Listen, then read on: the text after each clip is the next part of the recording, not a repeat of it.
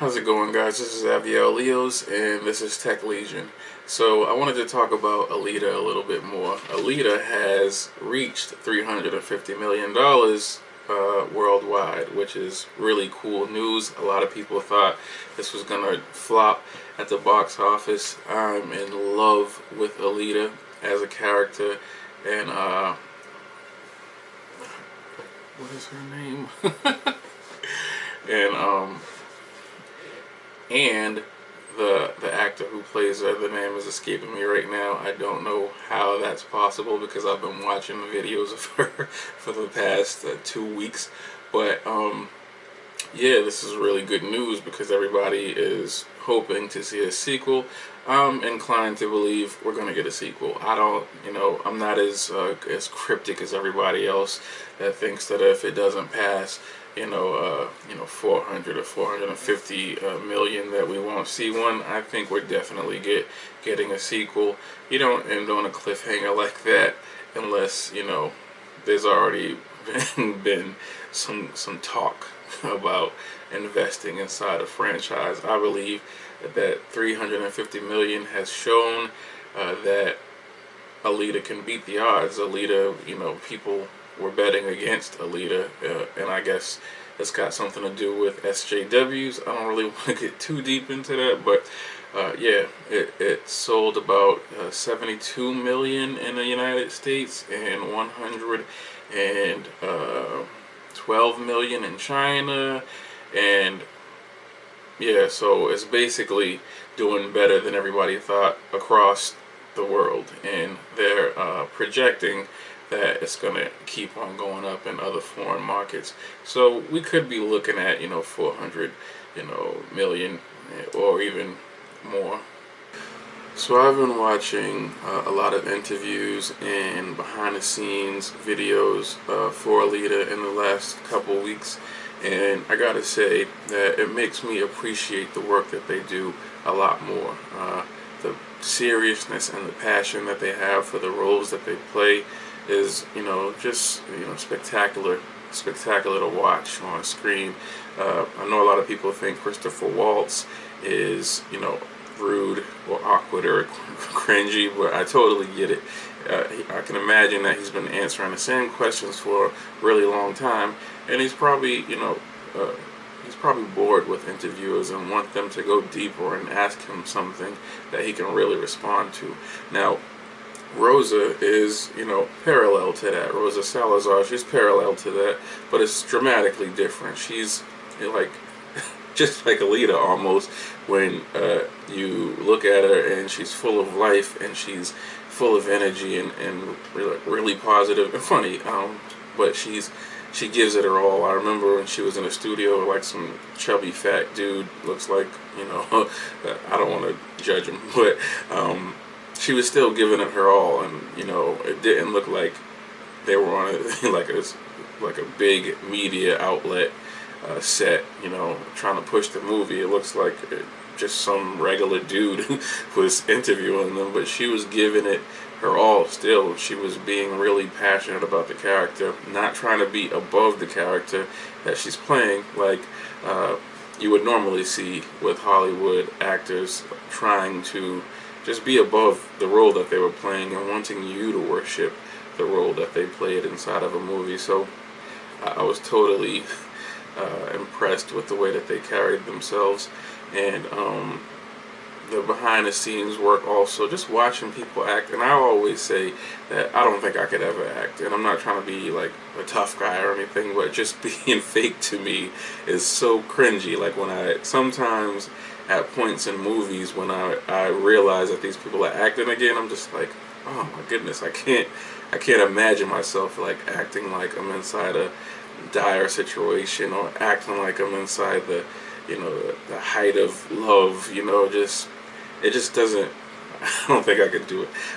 Watching the behind the scenes videos and interviews, it makes me appreciate the work that they do on the sets a lot more. And historically, I've watched plenty of behind the scenes stuff on DVD and Blu-ray, and I've never been interested in even finishing watching these vanity driven actors and celebrities can, just talk about nothing. Again, going back to Christopher Waltz, they probably answer the same questions every time they make a movie, every time they go to a new interview, and it just becomes it becomes fake. It comes off fake after a while, and it might not even be them trying to do it. It might be them trying to settle into the fact that they gotta go and answer the same questions 1,000 times. But these two managed to pull it off without ever making it seem old. With that being said, you should go, if you haven't, check out the behind the scenes work and check out some of the interviews. Rosa Salazar is a magnificent comedian. Another thing is, I guess I have to go back into the SJW thing. I really don't like the negative energy that's surrounding Alita Battle Angel. Not necessarily because of anything that the fans of the movie or the supporters of the movie are doing, but what they have to react to, and that's, the constant badgering of the character Alita. And I gotta say, in older times, Alita would have been an American darling, and she probably would have been a household name by now, and probably the biggest thing on TV, Burger King cups, Wendy's toys, all kind of stuff. But just because of the climate that we live in today, she's totally going unnoticed, and that's pretty sad to me. I think she deserves, in the movie, deserves the work that these guys put into this movie, deserves a lot more. And even Hugo would have been like a heartthrob or something for the girls.